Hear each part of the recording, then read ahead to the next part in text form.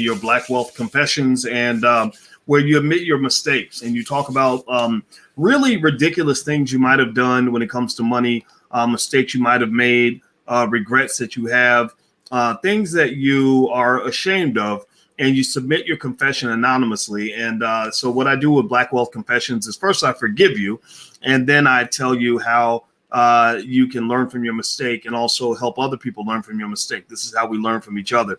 So I'm going to go ahead and get started. Do me a favor, hit the thumbs up button, and don't forget that we are Black First on this channel. Hashtag B1, put a hashtag B1 in the chat if you agree that we are all Black First. So the first confession comes from a 27-year-old. It says, I am a 27-year-old single Black male finishing an MBA. When I graduate in the summer of 2021, I'll have $70,000 in student loan debt. I currently work in the auto insurance industry, bringing in about $55K a year, where my degree isn't even a job requirement. I feel as if I only went to college because I was told to do so. Also, simply for my ego, that was another reason you went to college. I will now be $70K in student loan debt with just the ability to say, look at me, I have a master's. I'm not too happy with this path that I have taken. So this brother, apparently it looks like he took a route that a lot of us take. A lot of us went to college. How many of you have a college degree? How many college graduates do we have in the room? Raise your hand. Put a yes in the chat if you graduated from college. Put a yes in the chat if you went to college.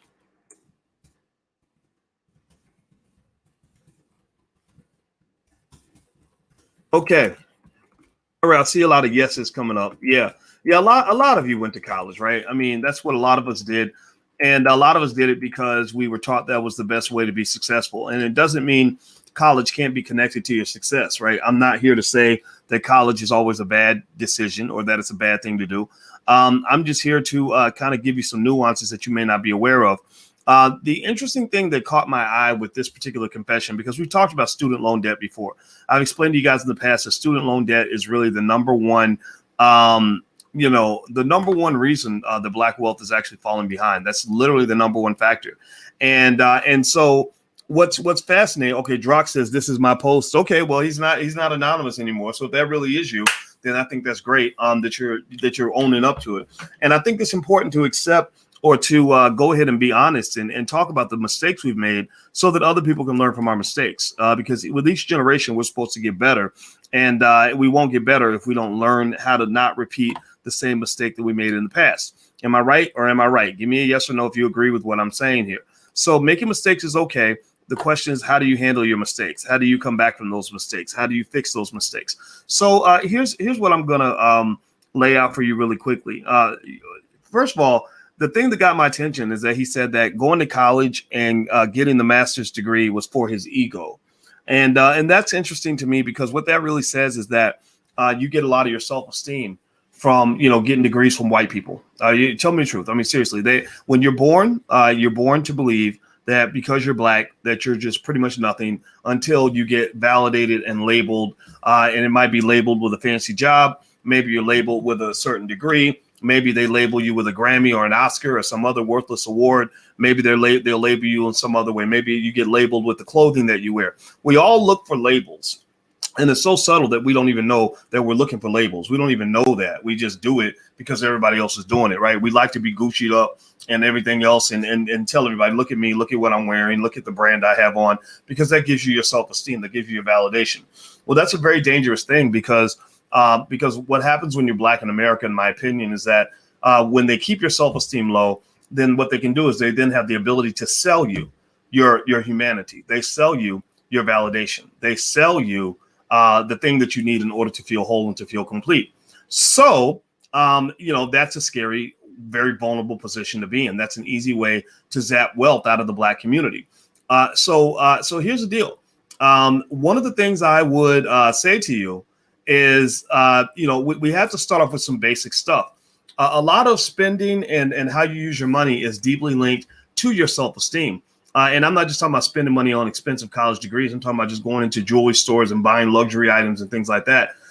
They actually say that poor people in general tend to spend more money on expensive stuff because they believe that if they have expensive stuff, then that will make rich people treat them better. They will be more respected if they have the fancy, expensive stuff. So I need you to repeat after me. Everybody type this in the chat. We're going to do a little exercise. Jesse Jackson used to have a saying they used a long time ago. I'm going to use it today. I am somebody. I am somebody. I want you to write that in the chat. I am somebody. That means you were somebody the day you were born. You were born powerful. You were born meaningful. I am somebody. You were born rich because you got melanin in your blood, DNA, where you have survived the slave dungeons, the Middle Passage, 250 years of slavery and 100 years of Jim Crow and another 40 years of mass incarceration and the Biden crime bill. Everybody type in the chat, I am somebody. Repeat after me. I am somebody. Now, why do I tell you to do that? It sounds probably crazy to some of y'all to say, I am somebody. Everybody type it in the chat. It sounds crazy for me to do this exercise with you, but I'm doing it for a specific reason. The reason I'm doing this exercise with you is because if you believe that you already have your validation and your self-worth, then you don't have to go give somebody money so you can feel like you're important, especially not your oppressor. You don't have to go to your oppressor. I mean, these are the same people who put you in chains. These are the same people who wanted to kill your great-great-grandma. These are the people who might have raped your great-great-great-great-grandparents, right? So why would you be seeking validation from people who hate you? You look at a lot of college campuses. When I was at Syracuse University, I saw students spending $50,000, $60,000, $70,000 a year to go to school there, and the faculty were racist. They had racist professors. And why would you go give money to a racist? Process this for a moment. Why would you give money to a racist system so that they can give you something that makes you feel better about yourself? Who cares what they think about you? Now let's put this to the side, though. I don't want you to think that I'm saying that a college degree is bad or that it's worthless. I got a 17-year-old in the office next door to mine. We have offices right next to each other. And because I wanted to be near me, I wanted to see what it looks like when a black man's working every day. And he's going to college next year. And we're very happy he's going to college because college is a lot of fun. And I said, it's a great place for you to work. I'm his bonus dad. I'm not his biological dad. You would know it instantly because he's about 6'6". And I just say to him, me and his dad say to him, you know what, son, the college is going to be great. You're going to have a great time. It's going to be a lot of fun. You're going to meet a lot of pretty girls. You got to be careful. But at the end of the day, if you really want to be economically successful, you're going to have to do more than college. College is the cake. You need the icing for it to be a good cake. Maybe college is the cake, but you need icing on the cake in order for it to taste good. And you need a more balanced meal. Your whole meal can't just be cake. Your whole meal can't just be cake with no icing, or it's not going to be a very good meal. You need some fruits and vegetables. You need some meat. You need all the food groups in order for that to be a complete balanced meal. So college is the cake, and the cake is delicious, but you need icing on the cake, and you need more than just cake. Do you follow what I'm saying? Give me a yes or no if you know what I mean. So that means that, look, go to college, have fun, study hard, bust your butt, make good grades, get the degree. God bless you. But here's the thing. You're a black man also. You're never going to be a white man. No matter how many degrees you get, you will never wake up one day and see your melanin has been zapped out of your body. You will never wake up one day with blonde hair and blue eyes. You will never wake up one day as Tom Smith, from Martha's Vineyard. You are always going to be a black man, which means that when you go into certain environments, you are going to be intimidated because you're tall, you're black, and you're intelligent, and you're ambitious. You're going to go into situations where you're going to always, your whole entire life, you're going to be in corporate America in a white supremacist system. And notice that, surprise, surprise, in the white supremacist system, white people get all the rewards, right? But because that system was built for them, it wasn't built for you. You're as ridiculous as somebody trying to go to China. You're an American trying to go to China and expecting to get the same opportunities that a Chinese business is going to give a Chinese person. You will never go to China and get the same opportunities in a Chinese business as Chinese people are going to give other Chinese people. That doesn't even make any sense. To even think that that's a possibility means right there they've infected you and injected you with something worse than coronavirus. They've injected you with just ignorance and some sort of mental illness where you grow up thinking that if you go and you get enough education, that one day you'll wake up and be a blonde-haired, blue-eyed white boy. That ain't going to happen. That ain't going to happen. No matter how much education a black man has in America, you can end up like Smokey in the movie Friday, who got fired on his day off. Right? I know brothers with master's degrees who got fired on their day off, who never got the promotion, never got the job they wanted, never got the pay that they wanted, and were very, very frustrated. I'm talking about guys that good men who never broke the law, never used drugs, never beat up on a woman, never did any of the trifling stuff on TV, did everything right, followed the rules, paid attention, were well behaved, and still didn't get the opportunity that they would have gotten if they had been white or maybe if they had been gay. Like, let's just keep it 100. The only person in corporate America that makes the same amount of money as a white male is a gay black male. I don't know if y'all know that or not. So what I say is, for this person, and I got the sense that the person who submitted this Black Wealth confession was a man. I don't know why. I think that maybe that's the sexist in me. I apologize if that's the case.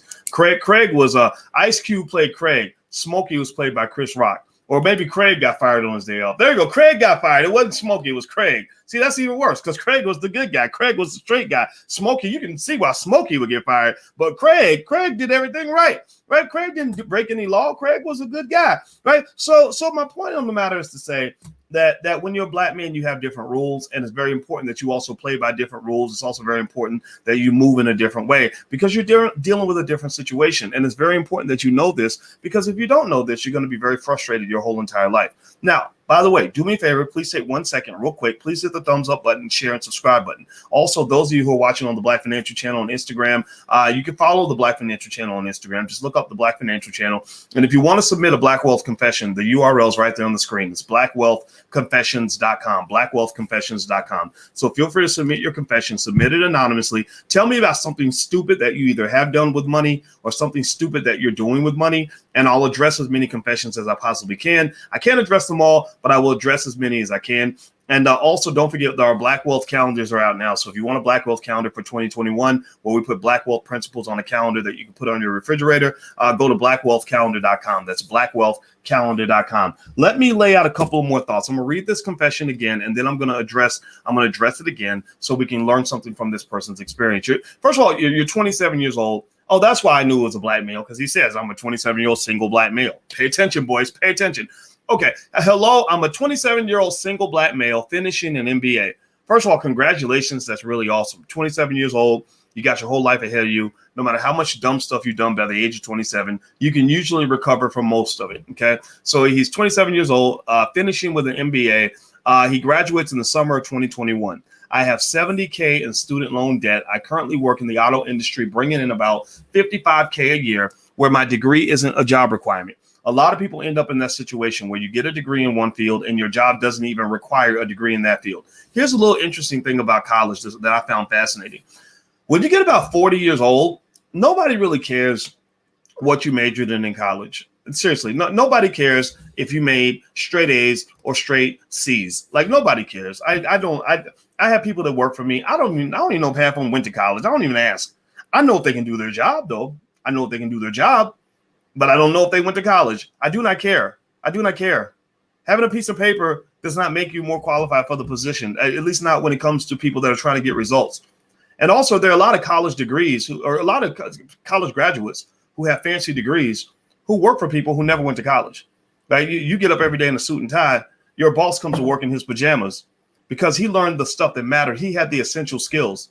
See, you're an optional worker. He's an essential worker. You're in the background. He's on the front lines. The essential workers on the front lines, economically speaking, historically, have been the people that knew how to do what is most important in business, which is know how to make money. So his work was essential. Your work is optional. After the essential workers do their work on the front lines and go find a customer and sell a product, then they come and get you, the college graduate with the fancy piece of paper, to go help shuffle enough paper for them to make more money. That's just what it is. That's just what it is. So if you're really talking about, now I want y'all to know, do y'all want to keep it fake or keep it real? Do you want that fake education, or do you want real education? A lot of fake education happens in college. I've seen a lot of people go to college and spend more time preparing for a step show than they spent preparing for any test that they took the entire 4 years they were there.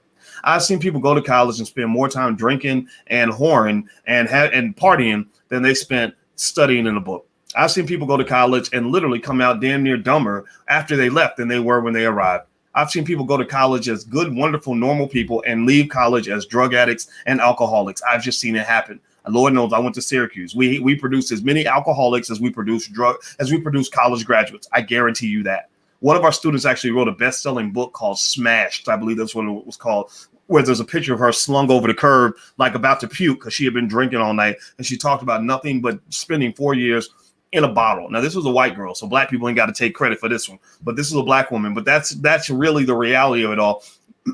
The point I'm making on this is to say that being on the college campus in itself does not make you inherently smarter. It just doesn't. It really doesn't. I know people who stay at home, who are the essential workers, who learn the essential skills. The skill is, okay, I need to figure out how to go get paid. I'm going to figure out how to get a customer, how to get a product to that customer, and get that customer to give me money. So that's the skill that I'm going to learn. And they learn that skill, and that skill carries them for the rest of their life. They're then able to do whatever they want. They're making insane amounts of money. They're doing extremely well. So what this person probably needs, I would say, it sounds like you're not happy with your life. That's the point. That's what I'm getting to. It sounds to me, look, you said you're 27 years old, you finished your MBA, you should be cheering, you should be happy. You're 70K in debt, but you're looking around and you're like Neo in the Matrix. You are asking yourself, like, what is this all that there is? Something doesn't seem right. I make 55K a year. I hate my job. I have all this debt, but I have an MBA. So I'm supposed to be a successful black man. The bougie Negroes are all congratulating me, but I don't feel happy. Something's missing, Mom. I just don't know what it is. Well, I'm here to tell you, Boyce, aka Morpheus, let me be Morpheus, and I'm going to give you the red pill or the blue pill. And I'm going to tell you that the reason, Neo, that you feel like something isn't right is because something is definitely wrong. Something's wrong. 70K in debt is a lot of money. You damn near have a mortgage and have no house. Your mortgage is that piece of paper. Integration was this interesting thing where they convinced us as black people to want to go to these white universities, and there was a ticket. There was a cost for the ticket for admission. The ticket for admission was you got to pay us all the money you have and even pay us money you don't have, all the money you're going to have in order for us to give you a piece of paper so you can get certified to go work for another white man. Well, you know what? When you're working for somebody and working until the death and you're getting enough money to get by while your boss is getting rich, well, what makes that different from sharecropping? Some black college graduates, unfortunately, are nothing more than educated sharecroppers. I'm not dissing you. I'm not making fun of you. I'm not saying that you're stupid. I'm saying that if you look at sharecropping is where you put the sharecropper in a tremendous amount of debt, more debt than they can ever repay. Does that or does that not happen to a lot of college graduates? Give me a yes or no. How many of you feel that how many of you know a college graduate who has more debt than they can ever repay in a lifetime? Yes or no? Give me a yes or no if you know somebody in that category.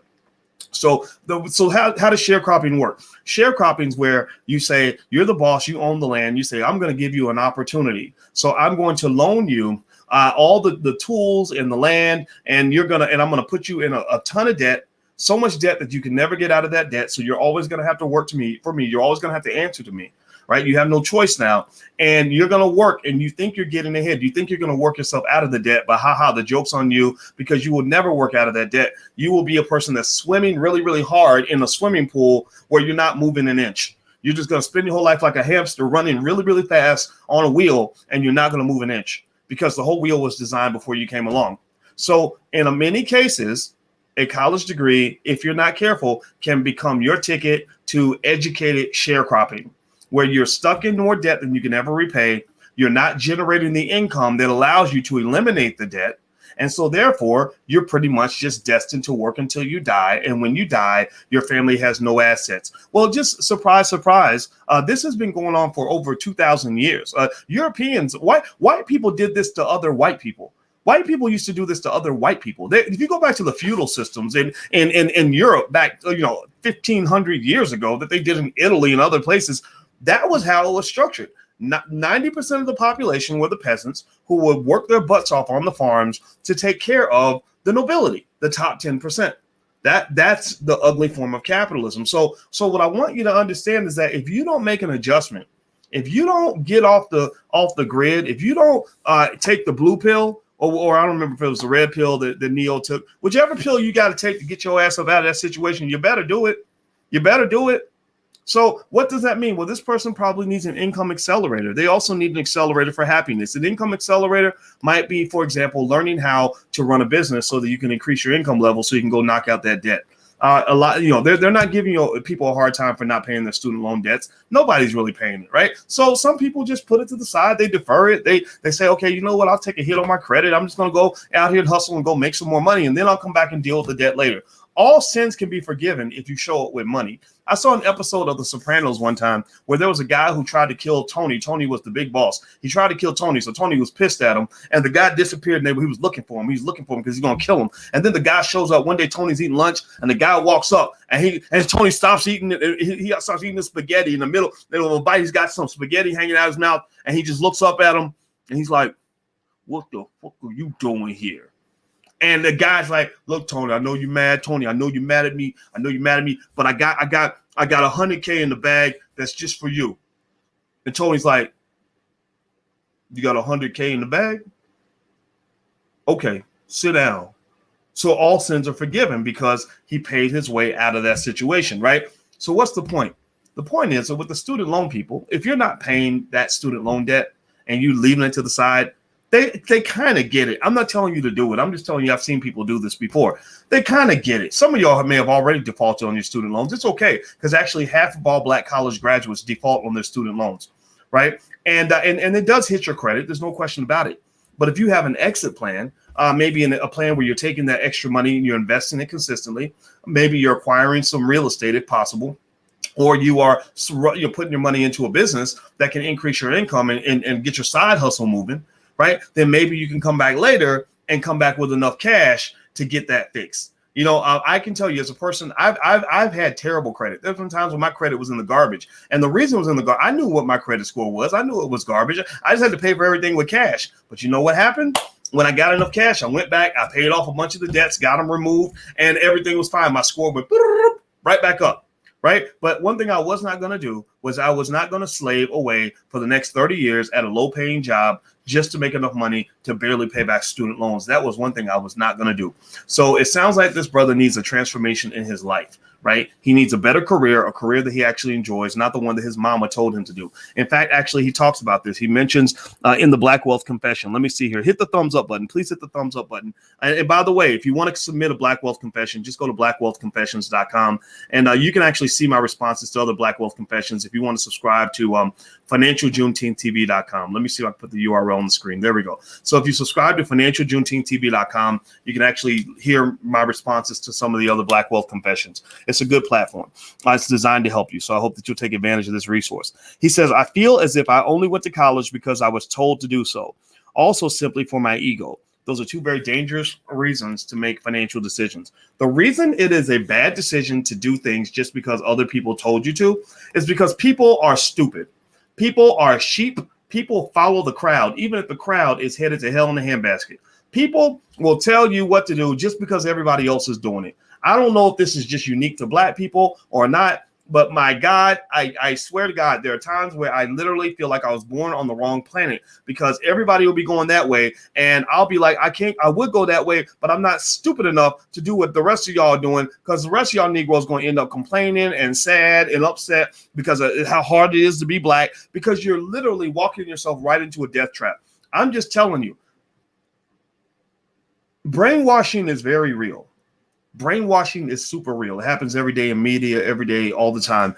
And the thing about it that's really interesting is that white supremacy was not designed for your empowerment. And these systems that brainwash you, if you follow the systems and just do what everybody else tells you to do, you literally will be doing things that on their surface are incredibly stupid, but you're doing it because everybody else is doing it. So you'll think it's okay because everybody else is doing it. When I wrote my dissertation, I had a dissertation committee member by the name of David Hirschleifer, very smart white man. David Hirschleifer was an expert on things he called herding effects, herding. And he talked about, and he gave financial theory on why people tend to follow the herd, not just dumb people, but smart people too, not just poor people, but rich people too, not just Black people, but white people too. And then the problem is that when your culture has been designed deliberately to be dysfunctional and backward, I can point to 1,000 examples in Powernomics where Black people were trained to be dysfunctional and backward. So when your culture is dysfunctional and backward, economically dysfunctional and backward when it comes to health and what you put in your body, dysfunctional and backward when it comes to politics and the idea that it's radical to simply ask for something for your vote, that following the crowd is a very dangerous thing to do. And I'm just going to tell you this, when it comes to really figuring out this thing called wealth and financial security, the last thing you want to do is follow behind a bunch of broke ass people. The last thing you want to do is take too much advice from people who have ruined their economic lives and messed up their financial situation. The last thing you want to do is take career advice from somebody who has been stuck 20 years on a job that they hate, who's living paycheck to paycheck, who's got more debt than they can ever take down for their entire life. That is the worst person to take advice from. So it doesn't mean you don't listen, doesn't mean that people can't offer wisdom to you in a multitude of ways. But there are lots of things, if you pay attention, there are lots of things that Black people tell each other to do that just don't really make no sense. Like, and I can actually point, I hesitantly point to the election as an example, where people are like, well, you have to vote. Why? Well, because you're supposed to. Why? What am I getting for it? Nothing. Why? Well, because you're supposed to do it. Why? Because your ancestors died for you to do it. Did you talk to my ancestors? Is that what they wrote in their will when they died? Why? Well, because because if you don't vote, you don't count. Well, why? Well, because somebody said that to me, right? It just doesn't make sense. Now, if you say the reason you should vote is because if you vote, they're going to pass a reparations package, which is going to put another $10 trillion in the black community, then it's like, oh, okay, that makes sense. I get it. Or if you talk about college, if someone says you should go to college, you just ask why. What is college going to do for me? And it doesn't mean that there's no answer. It doesn't mean college does nothing for you. Let's make that clear. I want to make that clear because when you present solutions or you say something different, people love to misconstrue the message. They love to reshape it into something that it wasn't. So they'll come back and they'll say, Dr. Boyce, you're telling black people not to go to college. I never said don't go to college. What kind of hypocrite would that make me? All my kids in this house are going to college. All of them. We got one going. They got accepted to 2 colleges this week. He's going to college. Right. So I'm not saying don't go to college. I'm saying that the word why is really important. So you know why this decision is going to work for you and how it's going to play out in your long-term wealth plan. How's this going to play out in your happiness plan? How's this going to play out in your freedom package? Freedom and happiness are kind of connected. Actually, the key for depression, the greatest way to be depressed for the rest of your life is to put yourself in the trap. Gucci Mane and Jeezy, They did a versus battle this week, and Gucci Mane and Jeezy were rapping about. They love to rap about the trap, like we glorify the trap. The trap. When I was in the trap, I couldn't take naps. I almost got slapped. Pep, pep, pep, pep. Right. You just rapping about the trap. It's like the trap. We love the trap, and there are some people who literally will guide your black butt into the trap. And there are a lot of educated people that are in the trap. There are a lot of people that are wealthy that are in the trap. A lot of people that seem to be doing well who are really in the trap. And actually, the studies show that the easiest way for you to feel depressed, because black people have a really big problem with depression and anxiety. I'm marrying a therapist who knows all about these things. And the biggest factor that will determine whether or not you have depression and anxiety is whether or not you feel trapped by your life. If you feel trapped and you don't feel free, then you will be depressed because you will feel that all these things are happening to you and there's nothing you can do about it. So all I want is I just don't want you to be in the trap. I'm not telling you what to do. All I'm telling you to do is get out of the trap. And another mouse that's in the trap can't tell you how to get out the trap. All they can do is tell you how to find a more comfortable trap to live in. Okay. So I like the fact that this young brother is coming to his revelations at the age of 27. 27, you're still young. Hopefully you ain't got a bunch of babies mamas and stuff. If you got a baby's mama too, that's okay. You can fix that, right? But don't get any more. Don't get any more. I had a baby's mama when I was 18. I won't call her a baby's mama. That almost sounds derogatory, but I had a child when I was 18. Love her very much, but I shouldn't have had a baby at 18, but I didn't have any more kids after that. I made sure that I strapped it up and wrapped it up because I wasn't trying to put myself in a deeper trap. So if you're in the trap, just know there's a solution, but you cannot let people who are in traps give you advice on how to get out of the trap, because all they can do is teach you how to go deeper in the trap or find a different trap to get into. Okay, so one more thing I'll mention to you guys before I get out of here is we're doing a screening of our new film. It's called Happy, and the film is all about the roots of modern economics and how they go back to ancient Africa. It's very, very good. It took years to make it. Taki Grant's the director. I'm an executive producer. And if you want to watch the screening of the film, you can get a ticket at blackmovienight.net. It's going to be a virtual screening. You can watch it at home. You're going to love it. It's a really, really, really, really, really, really, really good movie. So go to blackmovienight.net, not .com. It's going to be Saturday night. I think it's 7 o'clock. So you can go to blackmovienight.net and get a ticket. And then also don't forget that the Black Wealth calendar is out. So if you haven't got a Black Wealth calendar, feel free to go take a look at that. And you can put that on your refrigerator and put Black Wealth principles in front of your kids where they see them every day. And you have to drill these things into your mind. The best way to respond to brainwashing or white supremacist brainwashing is to brainwash yourself with Black excellence. So you counter their brainwashing with your own brainwashing and brainwash yourself to understand how great you are, how much potential you have, and how you can do anything that you put your mind to. And then that'll overcome whatever nonsense that they're feeding you in the media. Okay. So anyway, guys, I'm out of here. Have a good day. Hit the thumbs up button, share, and subscribe button before you go. And I will see you soon. I'll come back with another Black Wealth confession probably the next day or two. Take care. Talk to you later. Bye.